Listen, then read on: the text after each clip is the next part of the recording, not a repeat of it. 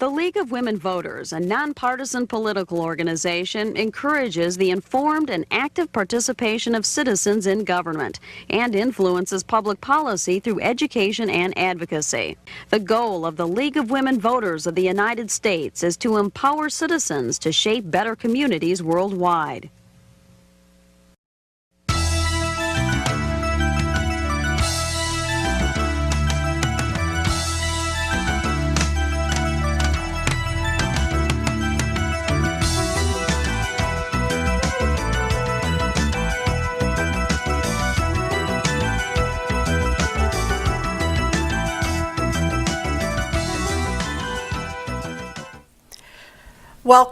Welcome to tonight's Candidate Forum, sponsored by the League of Women Voters of the Midland Area and Midland Community Television, or MCTV.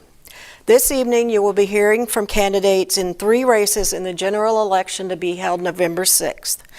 The first race we will cover will be for the 36th District Michigan State Senate. Then we will move to candidates for District 3 and 5 of the Midland County Board of Commissioners. Between segments, you will hear proposals that will be on the ballot for the election.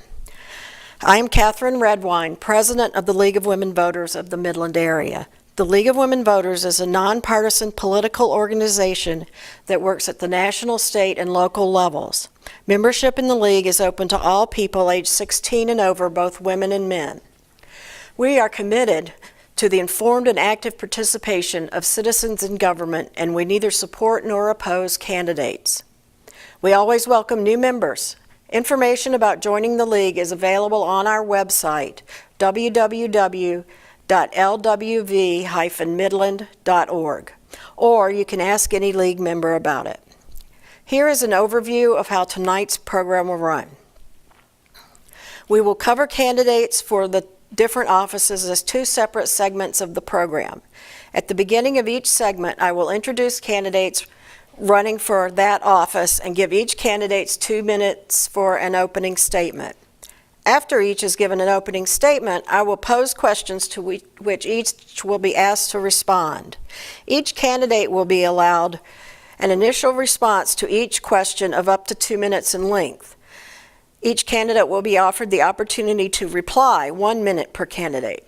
The candidates have participated in a drawing to determine who will be the first speaker in each segment. That order will be maintained and rotated throughout a candidate segment. Following the question and answer period, each candidate will have an opportunity to make a 1-minute closing statement.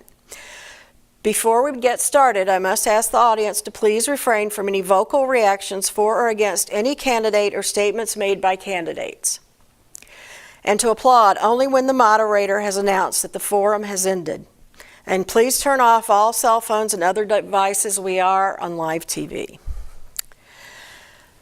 Our official timers, Kim Steinke and Julie Schmidt, will be timing the program. They will let us know when there are 30 seconds, then 15 seconds left in your segment. When the time is up, I will stop the speaker, allowing only the completion of a sentence.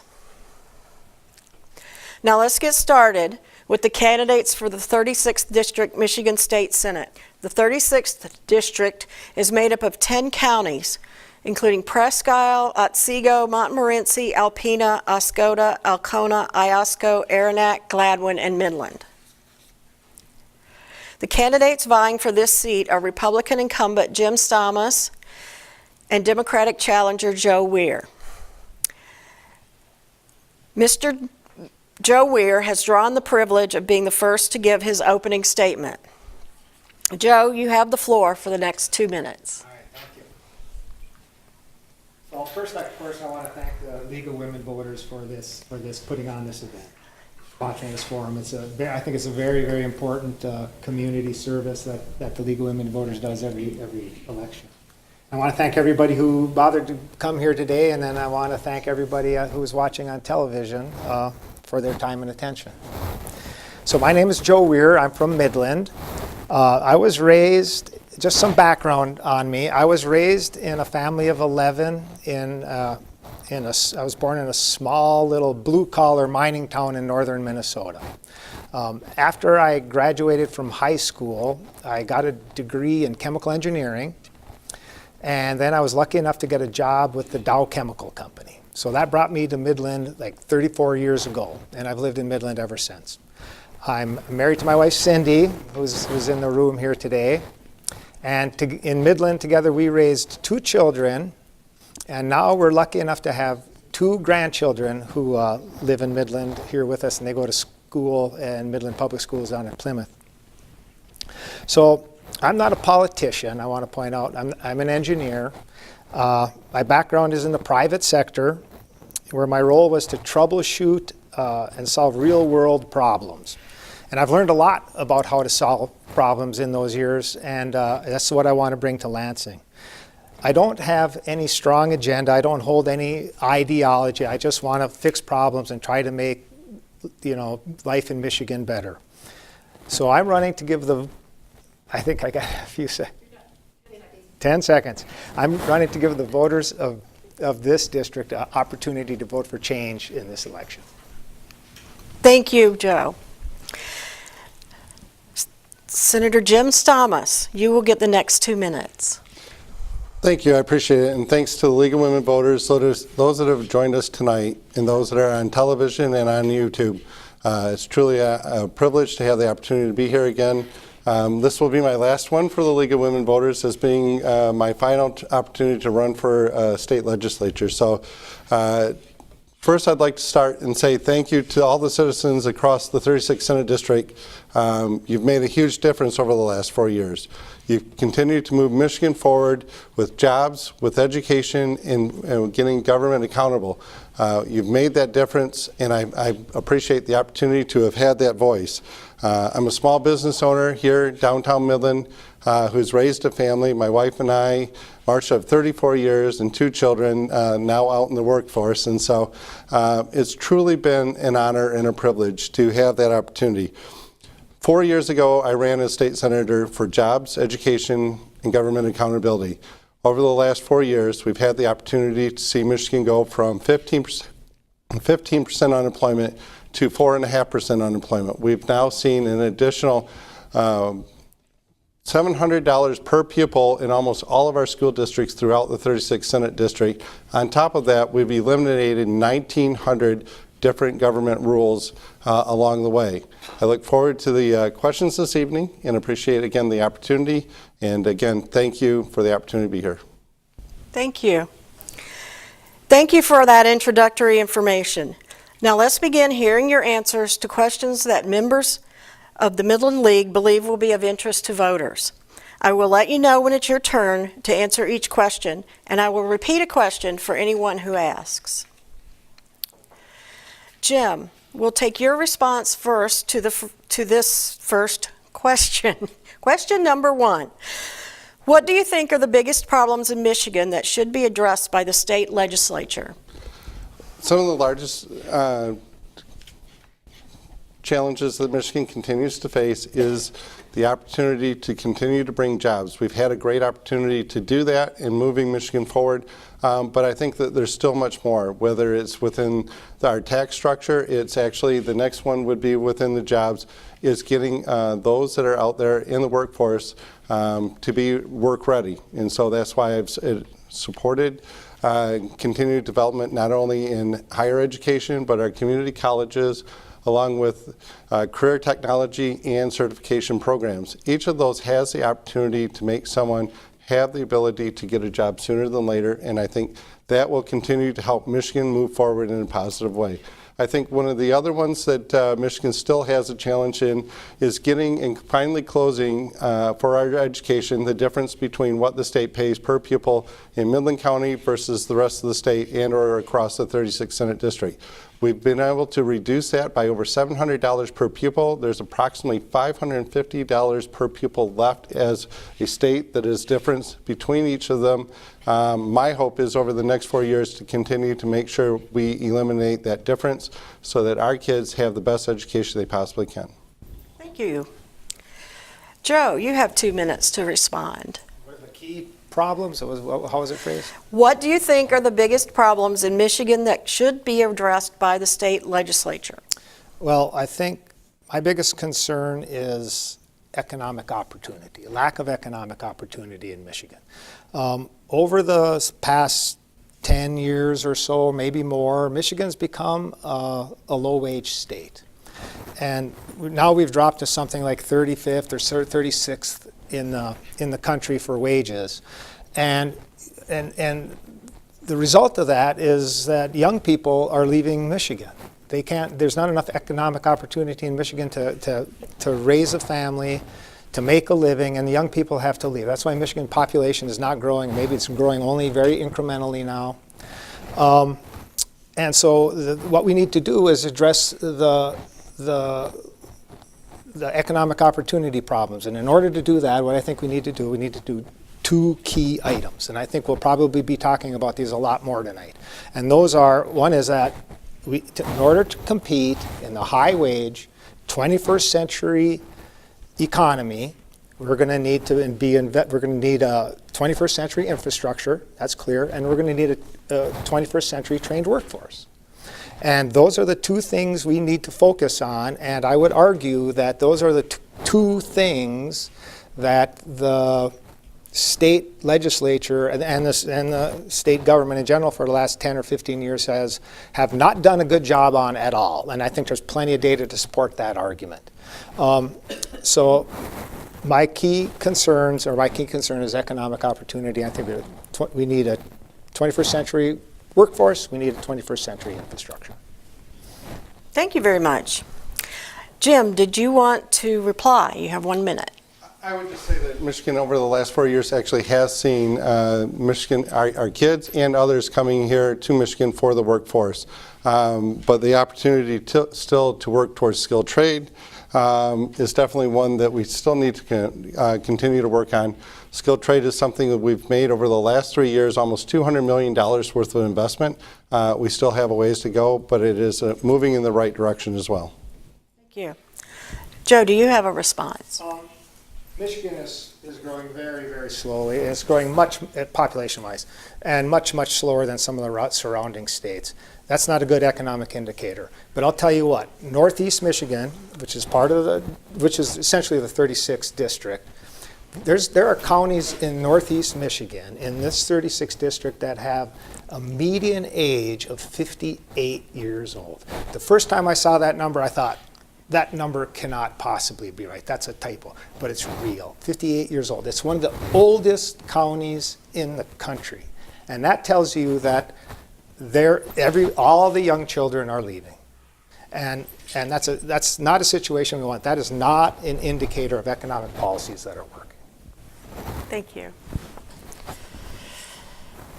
Now we'll move to question 2. And Joe, you will go first for this question. So, question 2, how do you propose to maintain consistent funding for roads and bridges and other infrastructure? Okay, roads and bridges. I predicted we'd be talking about roads and bridges. That's infrastructure. That's one of my 2 items I mentioned.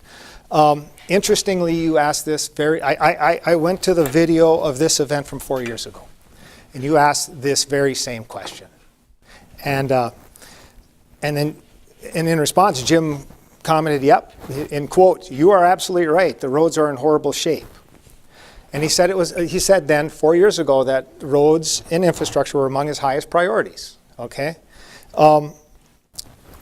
so I think it's fair to ask now, what's occurred in the last 4 years? What has been the result? Have we progressed or not on roads? And the answer is clearly that the roads have deteriorated even further. Even though it's been the highest priority, even though they've had control of the House, the State House, the State Senate, and the governorship, the roads have continued to deteriorate to a point where the Society of Civil Engineers came in and said that gave Michigan a grade of D- on roads, worst in the nation. Okay, so my point is that my concern is that if we continue to send the same group of people to Lansing with the same set of ideas, we're going to get more of those same policies, and we're going to continue on that path. And I think you can best exemplify that by contrasting the road plans of the two gubernatorial candidates. And if you look, for example, at Bill Schuette's road plan, his only concrete policy proposal is to cut taxes further. You can't fix the roads by cutting taxes further. It's not going to work. It's as practical as the idea of Trump's plan to have Mexico pay for the wall. It's in that same category of thought or practicality. It's as likely to work as that. And I think I'm out of time. Yes, you are. Thank you very much. Jim, would you like to respond to this question? Sure, could you repeat the question? I would be happy to repeat the question. How do you propose to maintain consistent funding for roads and bridges and other infrastructure? So, as Joe pointed out 4 years ago when I sat here and spoke, what we did say is that it is the top priority, and it has been a top priority. Over the last 4 years, I have supported to change and to invest into our roads by over $1.2 billion the last 2 years. It did take 2 years to get it to the top of their priority. It was 2 years of substantial discussion on how we approach that. One was adjusting the actual tax on the gasoline. One was a proposal to the citizens of Michigan. But we are now investing $1.2 billion. Is it enough? No, it's slowed down the amount that we are having the full roads fail. We have more to go, but it is the opportunity to make those investments both in roads and in our bridges, along with the infrastructure. Some of the additional things that we've done is with the SAW grants, getting them to our local communities, allowing them to look at and develop plans for long-term planning on where we go with that. And so I will continue to make roads and infrastructure a priority within Lansing and continue to make the investment. Was it the one answer that fits all? No, it took multiple decades to get where we were. It will take multiple decades, unfortunately, to get out of where we were. Thank you. Joe, do you want to reply? Sure. So the legislature voted an additional $175 million this year for roads. I could cynically argue that was just an election year bump, but either way, that extra $175 million a year, that's not enough, literally. This is not enough to fix the potholes from last winter. And there's another winter coming. And Rick Snyder's own director of the Department of Transportation said that $175 million is woefully inadequate. It will only slow the rate of deterioration partially. The roads are still going to, quote, it's still going to drop off. We need to have a holistic plan, and I'd argue that if you looked at the plans of the two gubernatorial candidates for an indicator of the two different approaches, Gretchen Whitmer's got a real plan with real dollars and real resources instead of, and that's the kind of plan I can get behind. Thank you. Jim, do you have a reply? Yeah, the $175 million that Joe's referring to is actually additional dollars will be carried over from the current year. We actually allocated $1.2 billion to the roads for the year coming up of 2018 to 2019. And so what we did do is, with the dollars that were left within the budget, carried the 175 over and prioritize those two going towards our roads. It is a one-time because it's not a continuous carryover, but the actual amount going towards roads is $1.2 billion in addition to that. And you know, I find it interesting regarding our gubernatorial candidates, because I've had the opportunity to serve with Gretchen Whitmer, and her answer to the roads when she served in the Michigan Senate was no. Thank you. Question number 3. Jim, you will go first with this question. What should the government do to provide an equitable, quality public education for all children pre-K through grade 12? All right. So what should the government do to provide education for pre-K through grade 12? And what I would say to that is Michigan has gone from, when I first started serving within the legislature, of a right around $10 billion investment for K through 12th grade, kindergarten through 12th grade. We are now this year investing, starting today, $1.4 $14.7 billion towards that. Each student has either received $100 at some schools, but as high as $310 throughout the vast majority of the 36th Senate District. Again, getting us to close that gap so that all children are being served is my priority. On top of that, what Michigan has done is we actually have put into statute third grade reading so that children are moving forward or have to have a plan after third grade to make sure that they are at least a third grade reading level. In addition to that, we've invested over $200 million in preschool education, trying to get our kids prepared for kindergarten. Thank you. Joe, do you want me to repeat the question? No. Okay. So again, I reviewed the video from last time, and Okay. you asked, when I think maybe your first question was on schools and school funding.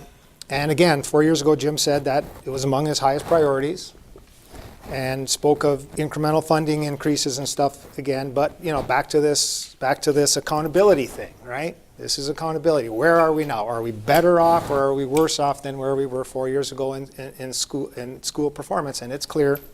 There's nobody going to argue that we are worse off now than we were 4 years ago. The League of Women Voters' own state website refers to Michigan school performance as a devastating fall. So the question is, do we want the same policies for another 4 years? Right? Are we going to send the same people back? We're going to get the same policies.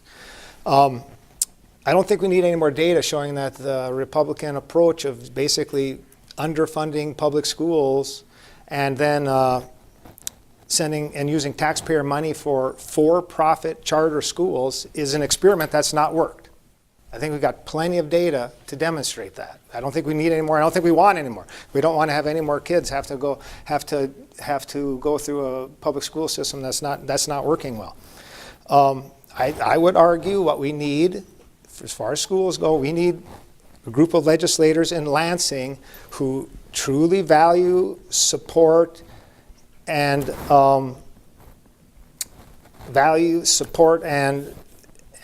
understand the role of public education, instead of a group of legislators, some of whom, it appears, seem far more interested in just turning our children into apparently profit centers for some corporations.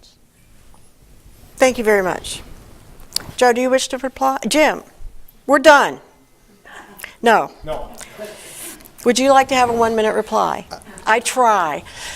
And you're doing fine, thank you. And I would just say the continued investment both in early childhood and our K-12 has been one of the priorities. But in addition to that, we've also made the investment of making and allowing the K-12 to work with our community colleges and our universities so that students going past 12th grade actually have the opportunity to have some of that college paid for by the state. And so I would say that we continue to make the strong investments, but when you have both a state legislature and governor along with an independent elected Department of Education school board and its superintendent along with local superintendents, it becomes a challenge in Michigan, which is, I truly think, one of our Michigan's challenges in finding the right solution for education.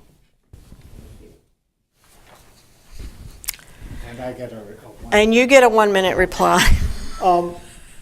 Your original question was how to make it more equitable, and I want to go back to that. One of the key problems, there's been a lot of studies. There's been a zillion studies. They all say the same thing. But what we need to do in Michigan, I think, among other things, is we need to make the funding more equitable. The rural school districts we need to recognize that those are more costly school districts to educate in. There's more transportation costs. We need to understand that. We need to fund those higher than we have been now. Low-income school districts have the same problem. It's more expensive to educate low-income children. We need to recognize that. We need to make sure that they get the funds they need. One of the key restraints on school funding is Proposal A. There's a bunch of restraints built into that thing. And that thing, it's 25 years old now, I don't know. It's that Proposal A needs to be updated. And I'm out. Thank you. Okay. Moving along to question 4. Joe, you're going to be first. What are your highest priority environmental concerns? Okay, I have 3, I guess, that immediately come to mind. First is global warming, right? Climate change. That's just critical. And there's a lot Michigan can do there. Michigan has a big role to play in climate change. And we can, and we need to, and we will convert over to renewable energy. We just need to do it faster than we're doing. We need to do everything we can to get that done now. And there's a whole bunch of reasons that we should do that, not just environmental, but economic. It'll be a huge economic boon to those counties and districts of the state that take advantage of that shift to renewable energy, in particular solar and wind, and the northeast part of Michigan is well suited for wind. And that will benefit those districts economically with jobs, tax base, and everything else. That's one. Second one would be Enbridge Line 5. That's a ticking time bomb sort of situation. And we, the people of Michigan, need to take control of that situation. And we need to make a plan, and we need to shut that thing down. And then the third thing is a piece of legislation that passed the state Senate earlier this year. Governor Snyder signed it, about putting an oversight board over the DEQ. An oversight board composed of a majority, at least, of industry leaders. Okay? And so these guys get to veto or say yay or nay on any legislation or any regulations or rules that come out of the DEQ. And this is putting the fox in charge of the hen house. And I would have voted very differently on that piece of legislation. Thank you. Jim, it's your turn. Thank you. As we look at the environmental concerns, I look across the 36th Senate District. And just 2 years ago, we faced the Flint water crisis, but within the 36th Senate District, we also faced the PFOS and PFAS contaminations both in Escoda and in Alpena, but also across the state. It's what's referred to as an emerging contaminant without a lot of sound science as far as where it is going, what it does, but it poses a substantial concern. Ensuring that our residents within the district have safe, drinkable water, I think is truly one of the priorities that I've worked on. Working with the township in Escoda, we've now put in the first phase of a new water line for part of the community and are ready to start, I think, the second based on the townships. In addition to that, working on the infrastructure across the state. As we've talked about tonight, we need to continue to improve what we're doing, whether it's within our sewers, our stormwater, and or other areas, continuing to reduce the amount that's going into our rivers, continuing to reduce the amount that's going into our lakes is one of those that I also feel that investing in the infrastructure will continue to help. And I would call it good. Thank you. Great, thank you. Joe, do you wish to reply? Yeah, I didn't even get to PFAS, and so that would be a fourth issue. And PFAS, if you're not aware, is a fluorinated compound that was used in firefighting. And there's some hot spots in the state, one of the first of which was Lake Van Etten in the 36th district. So there are high PFAS contamination levels in the drinking water. That's a real problem. Those people need real drinking water, clean drinking water.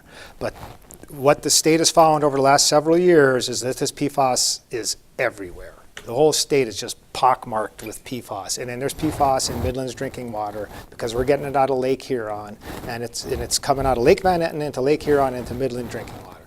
So the state needs to very quickly, very, very quickly identify or set an action limit or a limit for safe levels of drinking water, of PFAS in the drinking water, and we need to make a plan to deal with it. Thank you.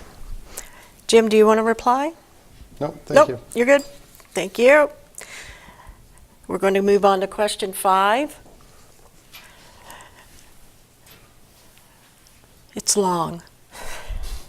What is your opinion of the bill currently in the state Senate, SB 246, that would eliminate the exemption that the state legislature and governor's office have from the Freedom of Information Act?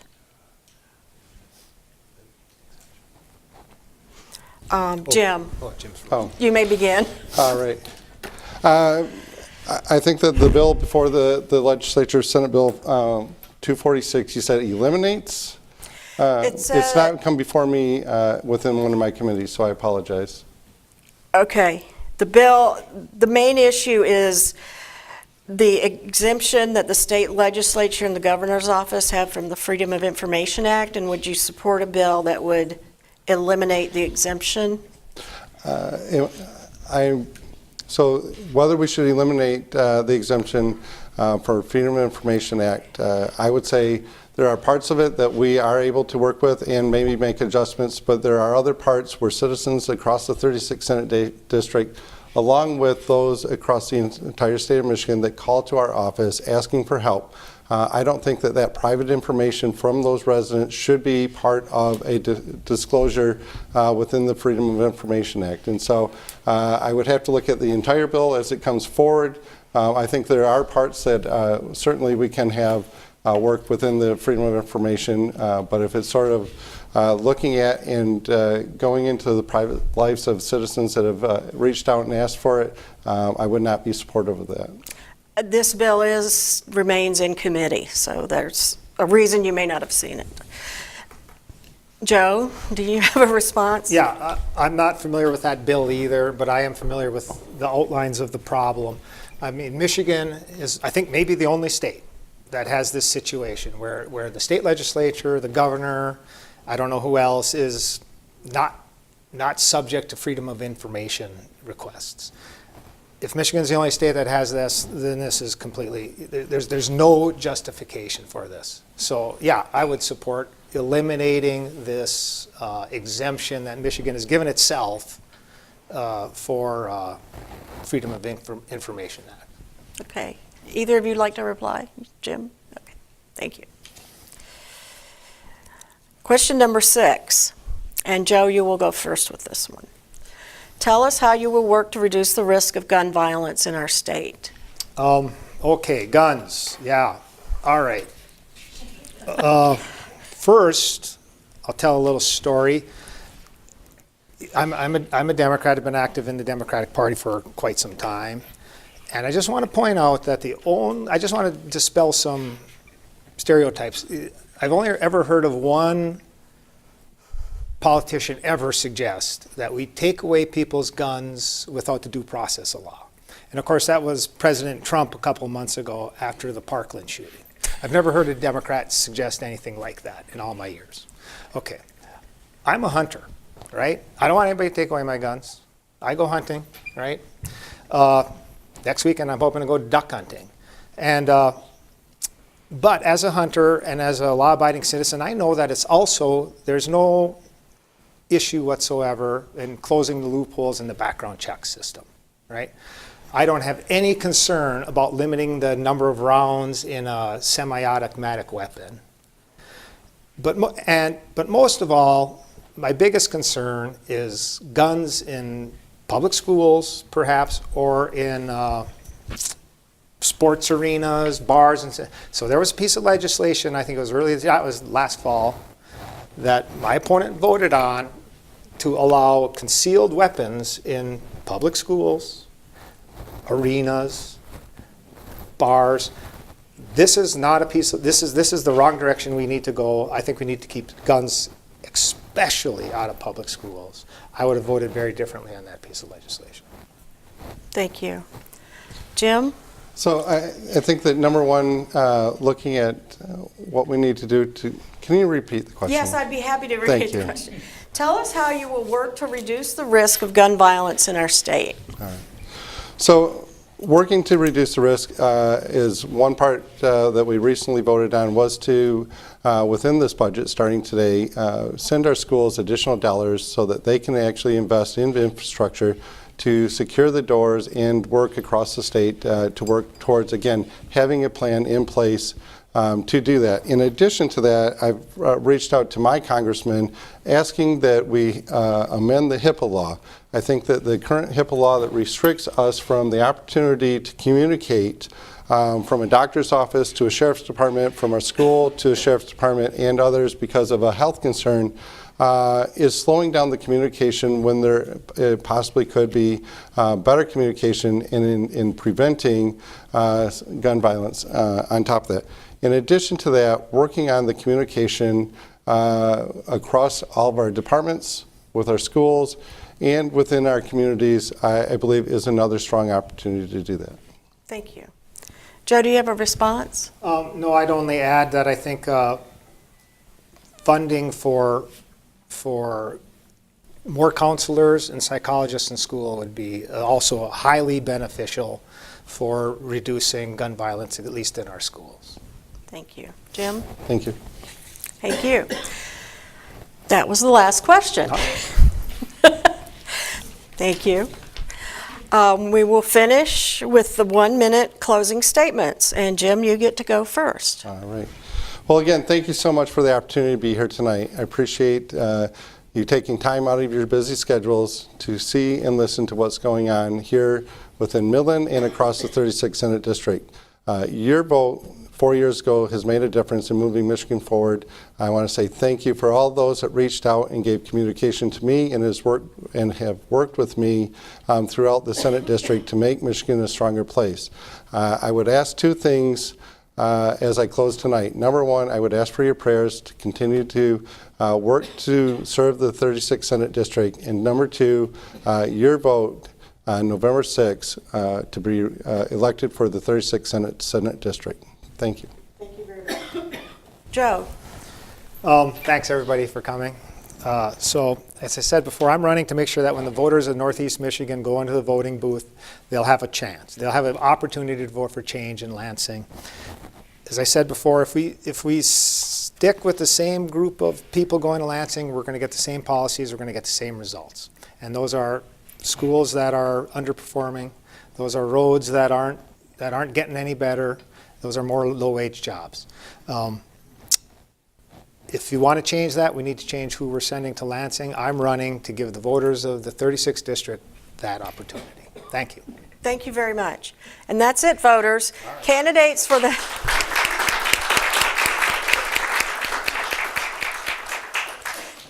Candidates for 36th Michigan State Senate seat have given you a few of their views, and we hope something said here tonight will help you in your voting decisions. In a few minutes, we'll listen to the candidates for Districts 3 and 5 of the County Board of Commissioners. Thank you.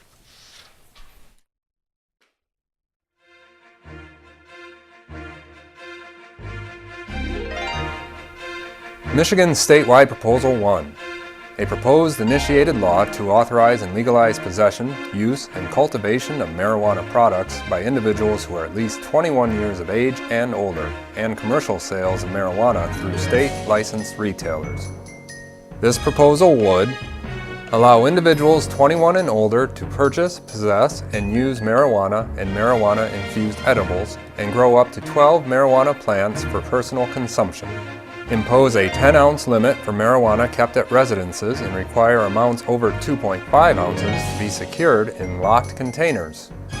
Create a state licensing system for marijuana businesses and allow municipalities to ban or restrict them. Permit retail sales of marijuana and edibles subject to a 10% tax dedicated to implementation costs, clinical trials, schools, roads, and municipalities where marijuana businesses are located. Change several current violations from crimes to civil infractions. Should this proposal be adopted, yes or no?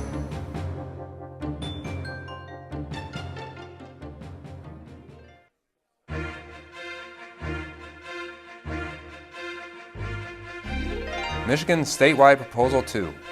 A proposed constitutional amendment to establish a Commission of Citizens with exclusive authority to adopt district boundaries for the Michigan Senate, Michigan House of Representatives, and U.S. Congress every 10 years.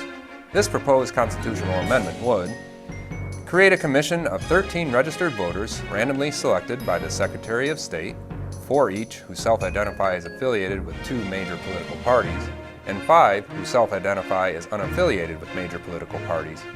Prohibit partisan office holders and candidates, their employees, certain relatives, and lobbyists from serving as commissioners. Establish new redistricting criteria, including geographically compact and contiguous districts of equal population, reflecting Michigan's diverse population and communities of interest. Districts shall not provide disproportionate advantage to political parties or candidates. Require an appropriation of funds for commission operations and commissioner compensation. Should this proposal be adopted? Yes or no?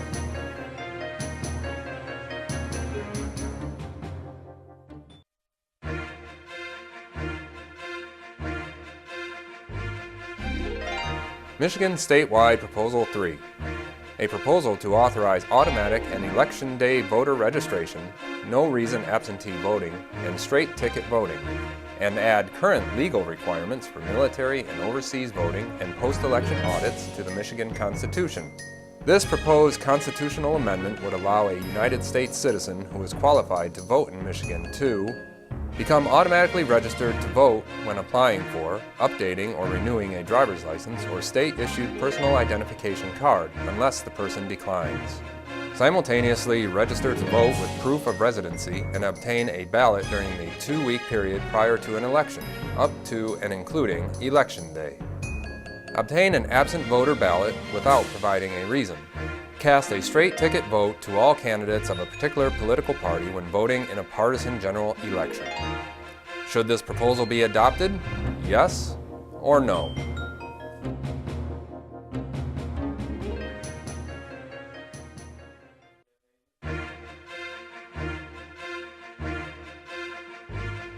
School Resource Officer County Millage.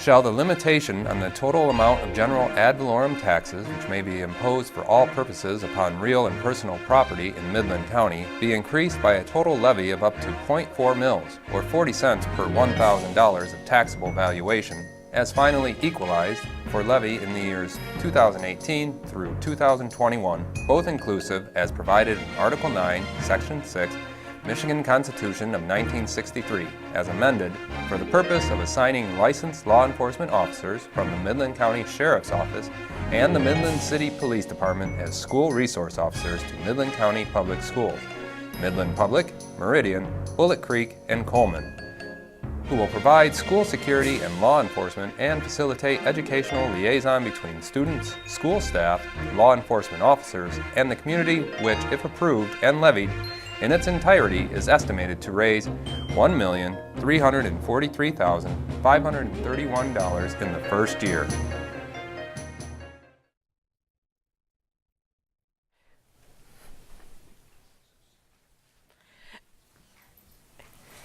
Welcome to the second segment of tonight's forum. This segment will feature the two candidates for District 3 County Commissioner, Republican incumbent Steve Glazer and Democratic challenger Chloe Updegraff. And in between them is Democrat Jeff Havens, who is challenging Republican incumbent Jim Geisler for the District 5 seat. Mr. Geisler declined to participate in tonight's forum. Keep in mind that although the three candidates are present together, there are two races here. Mr. Glazer and Mrs. Updegraff for District 3 seat and Mr. Havens for District 5. District 3 covers Greendale, Homer, Jasper, Lee, and Porter townships. District 5 includes the west side of the city of Midland. Speaker rotation will follow the same procedures as for the previous segment. The timer will indicate when you have 1 minute left, and then when you have 30 seconds, 15 seconds, and you're done. When time is up, I will stop the speaker, allowing only completion of a sentence. So Steve, you will be first for our opening statements. Just a reminder, it's 2 minutes for opening statements and questions, 1 minute for responses to questions and closing statements. So you have 2 minutes. Okay. My name is Steve Glazer. My wife Bridget and I moved to Midland in 1976 with our two daughters who were born in Cleveland to begin my career at Dow Chemical Company. I worked in the process automation department at the time. We've been here, as I said, 42 years. We worship at St. John's Lutheran Church, We became very active in the community, both there at the church, but I was also elected to serve on the Bullock Creek Board of Education, where both of our girls went to school. So I served there for 2 terms from 1986 to 1990. I was blessed to be able to present high school diplomas to my daughter Stephanie when she graduated in 1988, and my daughter Melanie when she graduated in 1990. Both girls went to college. Stephanie graduated MSU in '92. Melanie graduated Northwood University here in '95. And after many years of being across the country, they're now in 7 miles apart in the Atlanta, Georgia area. I used to participate in an activist group here, and in 1918, after retiring from Dow in 2006, in 2016, excuse me, and Rich Keenan was there, and after the presentation, he kind of got up and took us to the woodshed a bit, that we worry about what's going on in Washington, we worry about what's going on in Lansing, but we ought to pay attention to what's going on here in Midland. He never saw any of us at the county commission offices, and he was leaving the office, so I spoke to him about it, and he convicted me that if we want good government, we have to have people that are willing to come forward. I'm glad to serve and thankful to serve the 3rd District of the County Commission, and look forward to our evening together. Thank you. Thank you. Jeff, you have the next 2 minutes. Okay, thank you very much, and I appreciate everybody being here and everybody watching. I mean, this is part of the civic process, and I also appreciate what Steve just said about the importance of focusing on local issues, local politics. It is where a lot of the things that impact us and affect us the most happen. And so I'm glad to see so many people involved here and engaged. My name is Jeff Havens. Moved to Midland in 2014 when my wife, who got her PhD at the University of Wisconsin-Madison, graduated with a degree in organic chemistry and got a job at Dow Chemical, and that's what brought us here from across the pond. I grew up in Bloomington, Illinois, a town very, very similar to Midland. The State Farm is headquartered in my hometown, and about 25% of town works at State Farm. Half of my family does, and so coming to Midland felt very much like going back home. And one of the things that got me into looking at running for county commissioner happened last year when our house, like I think 2,000 or 3,000 others, got water in the basement during the unseasonable flooding. And I realized at the time that the county had no emergency fund for issues like that, and they also didn't have a very robust system of alerting people to go about where their resources were, where they could go to find help. I talked with several people while I was volunteering and cleaning out people's basements and handing out gift cards who thought that the FEMA agents that came to town were a scam. That it wasn't real, and I felt that the county could do a better job of making sure people knew where to go to get help. We can't stop a flood, but we can certainly do our best to recover from one. And that's what inspired me, I suppose, to run for this position. So I want to thank everybody again for being here, and I'm looking forward, as Steve is, as I'm sure Chloe is, to answering questions tonight and letting you know what we think. Thank you. Chloe, you have 2 minutes. Hi everyone, thanks so much for coming tonight. Thanks to the League of Women Voters for putting this forum on. I think it's a great opportunity for everyone to hear the issues, especially locally. I think that's a very important thing. My name is Chloe Updegraff. I am a graduate of the University of Michigan School of Public Health, where I got a master's degree in health behavior and health education, and that has been the focus of my career, and that is why I'm running for office. As a person in public health, I see a myriad of issues, substance abuse, guns, you name it. I've worked in that field, and I think that that field can contribute to our local politics. I'm running because I'm a former teacher. I think as a county we can be doing better for our schools to keep our kids safe and prop up our teachers. We can also do something more to address the substance abuse issues that our county is facing. Since 2015, there has been a 4-fold increase in opioid overdoses within this county. That's something that as a county we need to address. In addition, everyone knows what's going on nationally as far as guns. That's not just a national issue, it's a local issue as well. And as a county, we need to be doing more to, like I said, keep our students safe, prop up our teachers, and make our schools a place where kids can learn and grow. Thank you very much. Thank you for your introductory information. We are going to have 4 questions, and we hope your answers are of interest to members of the League of Women Voters. I'll let you know when it's your turn to answer each question, and also I will repeat a question for anyone who asks. So Jeff, you have the first question, and the question is, what do you consider the chief priority of county government? Well, I think the county government does a very good job of maintaining the services that it currently is responsible for, which involves taking care of roads, it involves taking care of the jail and dealing with the police department, it involves the sewer system, very kind of unsexy things. But without these things, we don't really have a functioning city or a functioning county. And so I'm not running because I believe that the county has failed to do its job. That's not the case at all. In fact, I think all of us are here from the same impulse. Steve was an educator. I got my degree in secondary education and come from a family of educators. And Chloe was an educator as well. All of us, I think, have the same impulse to make the world better and do what we can. And since Steve sits on the county commission, I think they do a very good job of maintaining the services that they need to. Where I feel the county falls short, and what I hope to be able to bring if I am elected, is to make sure once again that in the event of an emergency, Midland is a county that floods roughly every 10 years. And with climate change, we are likely to experience events like last year's flood more frequently than we have in the past. And I think the county needs to be better positioned than it is right now to deal with those kind of emergencies. And I also think the county needs to do more than just maintain services. I think the county needs to work more closely than it currently does with the city to actively promote economic development. I sit on the board of the Affordable Housing Alliance, and as people who pay attention to these things in Midland know, we have a shortage of affordable housing in this city, and I think the county can play a role in making sure that the people who live here can afford to live here. Thank you very much.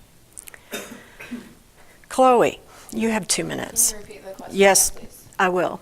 What do you consider the chief priority of county government? So I definitely agree with what Jeff said. We have plenty of basic services that the county can execute. Some of them are brought down by the state. Others are up to the county to decide. On those basic things, I think we're doing a fine job.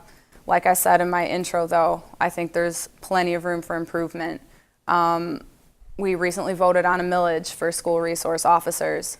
To me, that's a Band-Aid on an issue that needs solving from the ground up.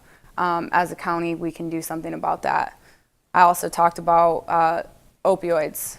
Our county has not been skipped over by the opioid epidemic, and as county commissioners, there's something that we can do about that as well. Increase funding to mental health programs, reaching across county lines, working with other boards to implement strategies that work not just in our county but in others as well. I also think it's important that we speak with the tribal communities. Some of those residents live in our county, and I think it's important that as a board, we're not just thinking only our county, we're thinking more than one so that we can work on this issue together. Thank you very much. Steve, would you like me to read the question? Yes, please. What do you consider the chief priority of county government? Well, again, as my colleagues up here have said, I think we have a mandated list of certainly 70% of what we expend our effort and our budget on that are state-mandated services. As was mentioned, police, fire, not fire, that's not a county function, but the courts, the jail, records, deeds, public health, all of those items, and emergency services. We did have an extraordinary event, and I guess Jennifer Boyer, as our emergency services director, did a superb job from everything that I saw, and working with the township boards and the township supervisors. She was on the leading edge, communicating with those folks. So I think she did a commendable job. I know that we've got a lot of work going on with drains, with our drain commissioner, and that's a sensitive topic because people have to pay for those drains. That's the drain commissioner wields a lot of authority and power. Other issues, I sit on a Midland Community Health Improvement Board, or a group that is addressing the topic of substance abuse. County commissioners are not going to synthesize a solution for that. They would need a proposal to come forward, a coherent proposal, before they can act on it. So we support those activities. We certainly are concerned for all folks in our community. As far as the school resource officers, we responded to a specific request, and I agree with Chloe that school resource officers are a Band-Aid. There are other foundational problems involved. We have too many broken homes. We have too many homes without fathers, and are spawning these problems. And then we fail as various responders, and not just here but otherwise, to respond to those leads that come forward, as we've seen in some recent shootings. Thank you very much. Chloe, do you want to reply? Sure. So the issue of broken homes and kids without fathers, I don't think is the root cause of school violence, although it can be a contributing factor. But to that, I would say, if those are issues, then we need to be putting more into preventative care, into mental health, and into resources that people can utilize and access. I will say that in my district that I would love to represent, people don't feel like they can access, and there are great resources within the county, but they don't feel like they can access them, whether it's transportation or otherwise. And so, you know, if we have these background issues, we need to increase prevention strategies and increase access to mental health care so that people can make the best choices possible for their own families. Thank you. Jeff, I failed to offer you the opportunity of your 1-minute reply. Oh, I appreciate it. Thanks. I just wanted to reiterate something that Steve said. Jennifer Boyer, our city's emergency manager, did do a phenomenal job during last year's flood. She slept in her office, working around the clock to make sure that she took care of as much as she could take care of. And I didn't at all mean to suggest that she did anything other than exemplary work. Yeah. What I do want to suggest, though, is that we could be more effective at alerting people. For example, even something as simple as a texting service or an email that went out to county residents simply to let them know what their resources might be in the event of an emergency like that. I also think Steve pointed out an interesting problem of county government. 70% of our budget is constrained. It is mandated by the state. That means we have 30% of our budget to play with, and everybody wants everything and nobody wants to pay for everything, which means that we have to be very creative in how we allocate that 30% of our budget. I believe that I am good at being creative in that way. I'm a small business owner and have managed to make sure that I don't go over my budget and make sure everybody gets paid even when things vary. And I think I can bring that same level of fiscal conservative responsibility to county government as well. Thank you. Steve, you have 1 minute to reply. I have no comment. Okay, thank you. Question 2, and Chloe, you will be the first person to answer. What measures would you recommend to address the projected financial situation for the county? So it seems that over the past few years, the county has had a surplus, and I think last year was the first year that there was not, and the county had to tap into an emergency stores situation.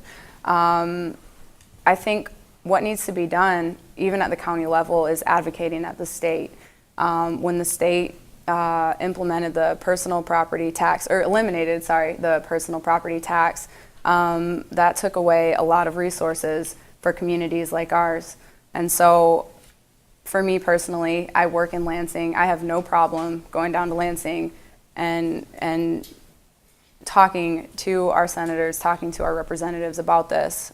It's directly affecting our county, and for us to be able to implement programs that we want to, we need the funding that comes from something like that. And so on my part, I want to advocate for our county in Lansing to change that. Thank you. Steve, would you like me to reread the question? Yes, please. Yes.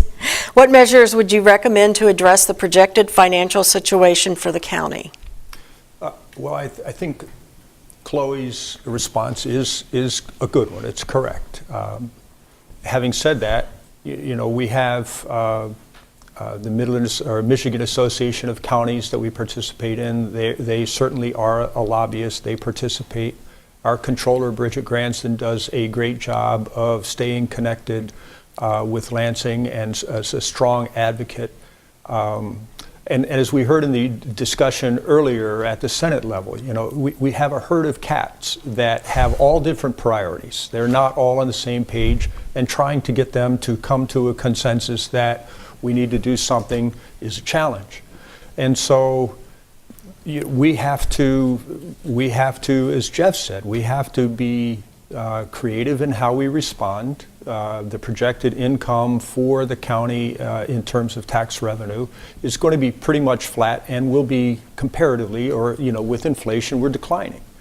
And so we're going to have to use discernment in how we deliver services. We're increasing fees. I think there are limits to that, and we are limited in the tax that we can levy. So I guess it is a challenge. We have a limited budget, and we're going to have to live within it. We don't have the means to print money as we see in Washington. We don't have the capability to deliver negative budgets that are unfunded. So we're carrying about I want to say an $8 million unspent previous year carry forward that Chloe had mentioned before.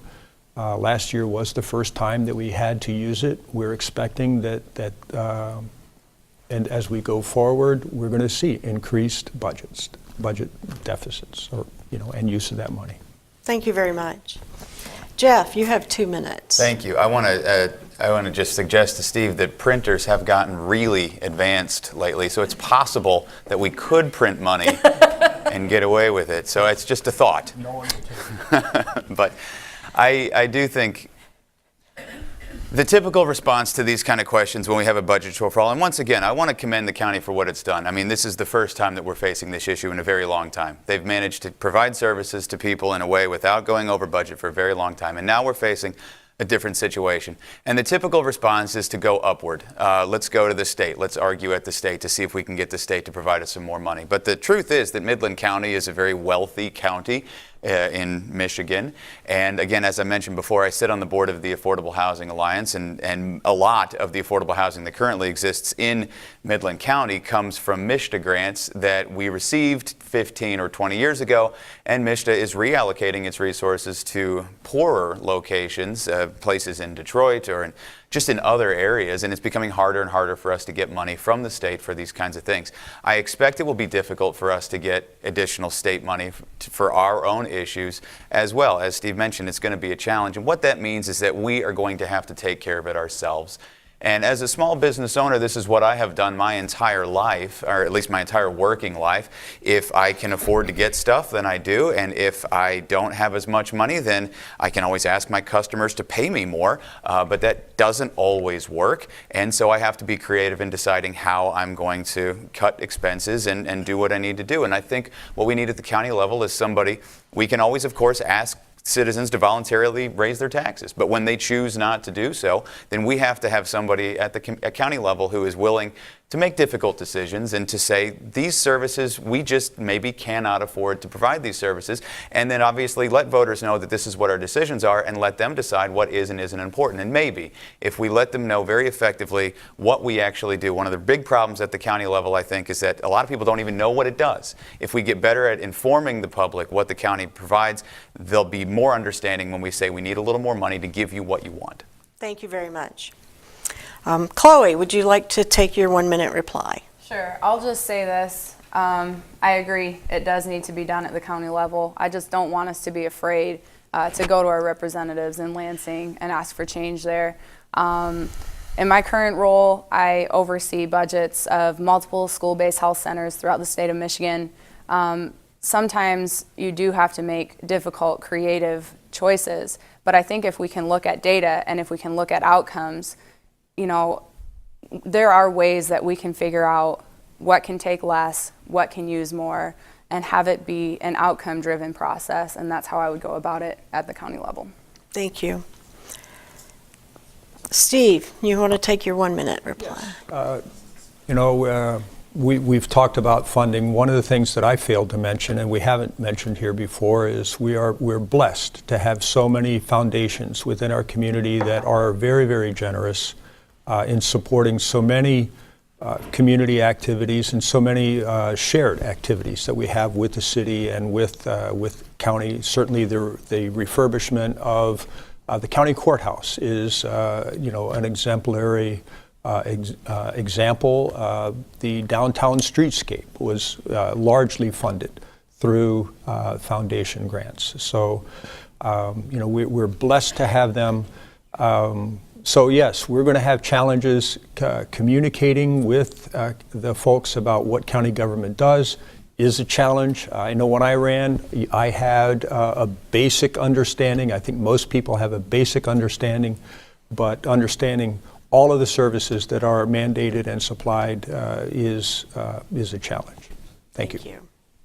Jeff, you have 1 minute. I'll make it shorter than that. I want to say I agree with Chloe that we should ask at the state level. I agree with Steve that we should also inquire from our foundations as well if they can help us when we need help. But as a small business owner, I like to hope for the best and plan for the worst. So I think that we should be obviously reaching out to these other resources, but acting as though they're not going to help us and figure out how to take care of our issues on our own.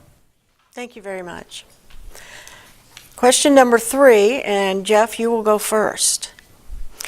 For which county services would you consider raising taxes?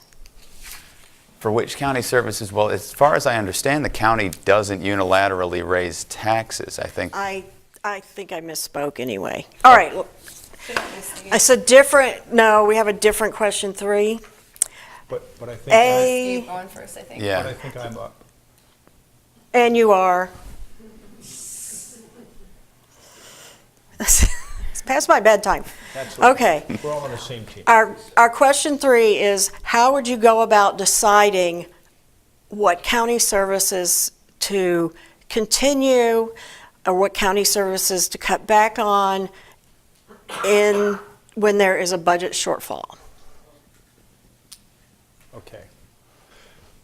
We, as I said, there are many, 70% of what we do are mandated by the state. Now, I will confess, I don't know, because we haven't had to cross that bridge yet, what level of variability we have in terms of the service level that we provide.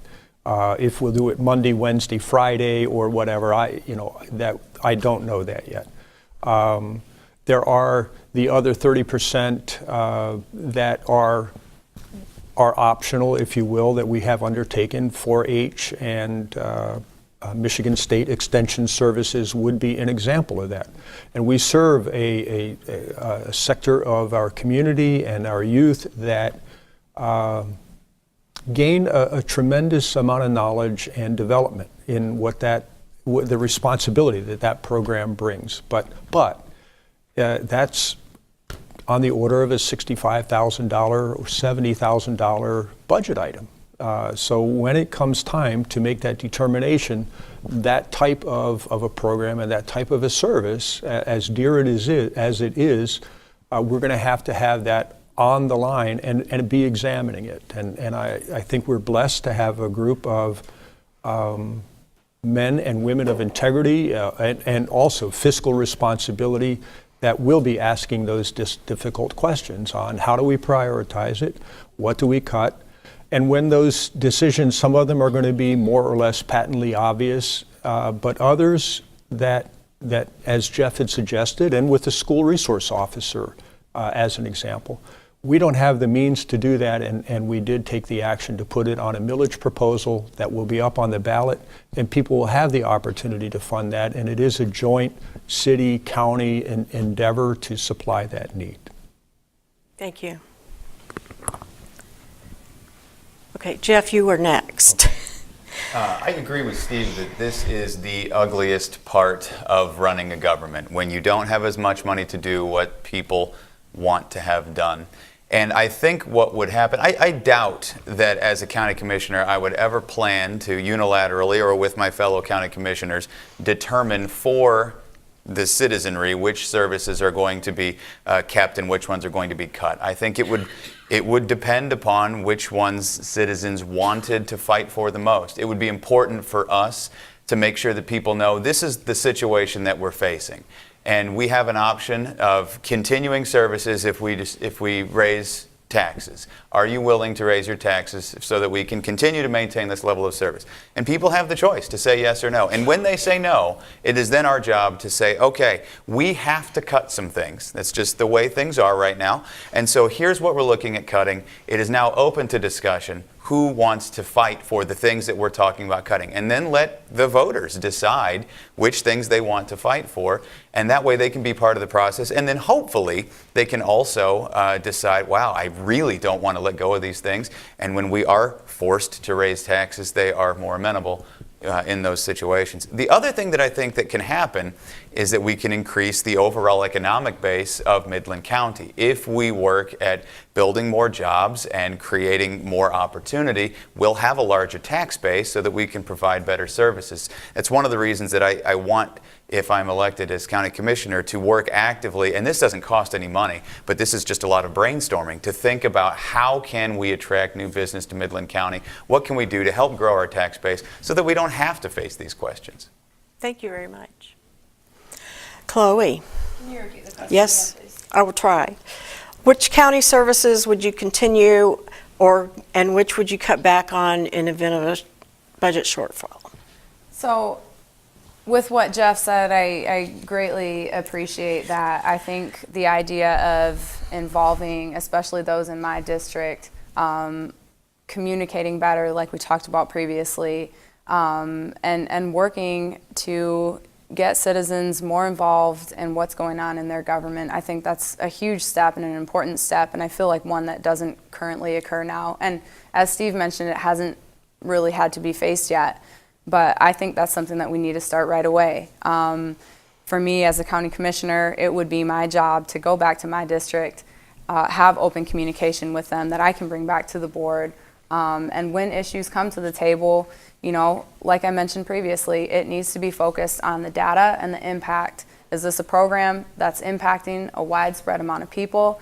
Is it having a huge impact on a major issue in our county? Those are things that I think would be important to look at. As well as involving the voters and giving them a say in the issues that come to the table. Thank you.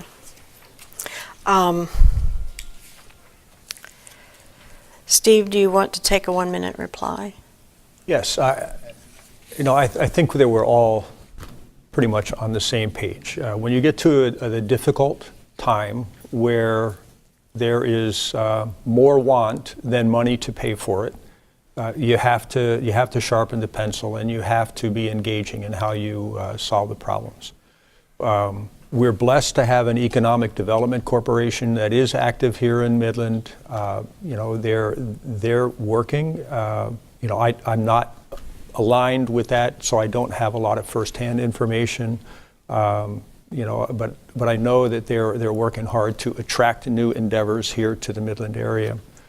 I also want to mention that we also see in practice what we're talking about here in the number of millages that the people of Midland County do support already. We have Pine Haven that has a millage for indigent people, the farm there. We have and other examples. Thank you.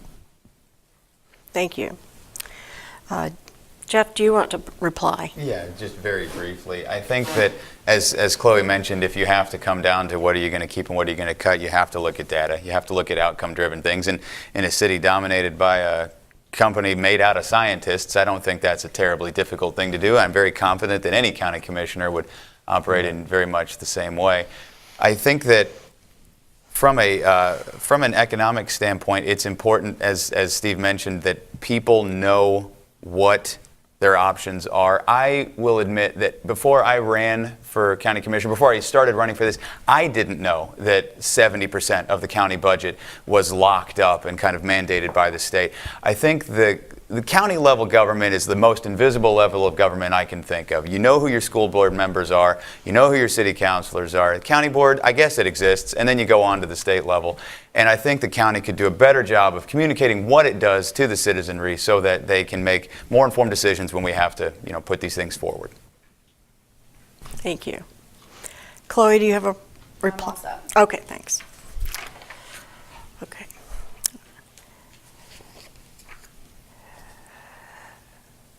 This is our last question, number 4. And Chloe, no. Who went first last, Steve? Jeff is next. Jeff is next. I'm just making sure. Okay, here is the last question. Either generally or specifically, what do you consider the reasons for financial stresses on our county? Go right ahead. Very generally, people don't like paying for stuff. I think that's the biggest issue. I honestly do not believe that the current county commissioners are doing a bad job of managing finances. I haven't heard of a huge amount of waste. The biggest mistake that I can think of possibly is the jail, which does run a deficit, but you can't really not have one. And even if bringing that and creating a system where we were importing prisoners from other parts of the state, even if that was a mistake, it's one that we have to live with and figure out. So I don't think the county does a very bad job of managing its finances. I really think that what needs to be done is, as I've mentioned already, a lot of active thought about how to grow the overall tax base, and people who are willing to make difficult decisions about what to do when things get cut. We do put a lot of millages forward to the citizenry when they decide to vote. And interestingly enough, in a city that is dominated largely by Republicans who claim to hate taxes, they almost always approve those millages. So when we communicate to voters what the money is going for, they're generally, especially here, very agreeable to paying for things that they see the value of. It's our job to make sure that we are showing them what the value is that the county and the county services provide. Thank you. Can you repeat, please? Either generally or specifically, what do you consider to be the reasons for financial stresses on our county? I guess in a general sense, it's spending money on programs that aren't impactful. Steve mentioned the MSU Extension Program, 4-H specifically. A lot of people in my district utilize that, and I think it is impactful. Also, I think that's something that, as a specific example, we could go back to MSU and argue that they fund more of that position. And I think that there's a balance there. So I think, if we can look at specific programs, like I said before, how impactful are they? Is there data to back continuing to fund them at that level? I'm happy to do that, and it seems like the board is as well, as are voters in the county. But there are always places where we can cut back or ask an alternate funder to support it. And so in cases like that, I think working with the board to propel current workflow, but trim back and make improvements, like I mentioned with the MSU Extension example, is just one. Thank you. Steve. I want to ask you to repeat the question, please. Either generally or specifically, what do you consider the reasons for the financial stresses on our county? Well, certainly the financial stresses are caused in part because, as we discussed in the previous session, we're not seeing a lot of economic growth in the community. That's difficult. We're constrained by state law in what we can levy on property. And so I mean, that's kind of the constraint that we're in. And there will come a time when people are going to be more reluctant to support a whole menu of millage proposals. That will be an untenable posture to have as well. So we have folks that are, once you get out into my district, there are poor folks there that are struggling to make ends meet. So when we say we're going to raise 0.4 mils for school resource officers, and particularly when you live in two of the districts that I have, the townships, their kids don't go to Midland Public Schools. They don't go to Bullet Creek schools. They're going to pay for protection for our kids. That's a difficult pill to swallow. So that's a real problem. And so we also realize government is not our friend in many ways. When those folks are unable to pay their tax bill, the sheriff will be there to collect it, and if they don't have the money, he will help them move out and we will sell their homes. And it's a difficult thing. I've counted the numbers of homes that were listed to go on the foreclosure list. I've met with a treasurer and her deputy who have to deal with the people who are coming in and are struggling. I mean, there are retirees who are at their financial end, so it's not an option to simply continue raising taxes. That we have to confront that, because we dispossess them from their homes, and then they're a different problem. And so it is a difficult challenge. And so, thank you. Does anyone object to skipping the replies and going straight to the closing statements? No. Okay. We have a little time. We're running a little over. So let me just make sure. Closing statements. I have Chloe going first for the closing statement. Okay, Do you have thank 1 you. minute? First of all, thanks everyone for being here. I greatly appreciate your guys' time tonight. I just want to reiterate, I'm a former teacher. I'm a current public health professional. Those are the things that are so important to me, and that's why I'm running for office. My son is here tonight. He's 6. He goes to Bullet Creek schools. Yeah, woo! And so, you know, safe schools, great teachers, and a healthy community are the things that are really important to me. I want to use my experience as a teacher. I want to use my current experience working for the state of Michigan, where in both roles I have worked to make people's lives better. I want to use that experience to make this county better and improve the lives of the people that live in it. Thank you guys so much for the opportunity to be here tonight. Thank you. Steve, you're next. Yes. Catherine, thank you for moderating and folks here for hosting this event. I appreciate the opportunity to express my thoughts and views, experiences. I just want to thank the folks in District 3 who have voted for me. It's been an honor and a pleasure to work with the 5 township boards.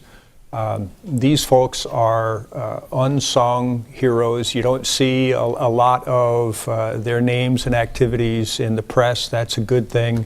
That's always a good thing. So these are folks that when you go there, you don't know R's and D's. They're just there to do the work of the township, and I respect that, and I enjoy that. So it's been a pleasure to serve them. I want to ask for your continued support, and come November 6th, I'm asking you for your vote. So thank you so much. Thank you. Jeff, you get to go last. Okay, and thank you very much. I appreciate you putting on this forum. I appreciate people tuning in. Government doesn't work without people who know what the government is trying to do. And I do want to say, I think everybody, all 3 of us up here, we're not here because we want to be career politicians. We're not here because we're going to make a lot of money or get famous doing this in any way. We're here because all of us, Republicans and Democrats, because we want to make our community better, because we are willing to look at difficult situations and try to do the best that we can with the resources we have to give the people that we live with and work with and love the best possible city and county that we can. And so I want to encourage people, when you do vote on November 6th, don't vote for a party, because it doesn't matter what party you're in. As Steve just mentioned, at the county level, it doesn't matter if you're a Republican or a Democrat. Vote for the person that you think is going to fight the best for you, and vote for the person you think is going to be the most creative in figuring out how to do the most with, a finite amount of resources. Thank you very much. Do you mind if we go through and do closing? Okay, I'm going to just wrap up briefly. Thank you all for being here. We are running longer than I expected. I'd like to thank the candidates for participating in this forum, and a thank you goes to the candidates for their willingness to serve as elected officials in these challenging times. And thanks to everyone for their time and interest in watching the forum. Polls will be open Election Day, Tuesday, November 6th from 7 a.m. to 8 p.m. If you're voting in person, be sure you know the location of your designated voting place and bring the proper ID with you. And I just want to extend a very special thank you to the people who've made the program possible. To our co-sponsor, MCTV, Manager of MCTV and Library Communications, Matt Richardson, Production Director, Matt Thomas, and all of the crew. And thank you to the following contributors from the League of Women Voters of the Midland Area: Voter Service Co-Chairs Sue McAllister and Kim Steinke, Judy Donahue, Julie Schmidt, and everyone who helped us out tonight. Thank you very much.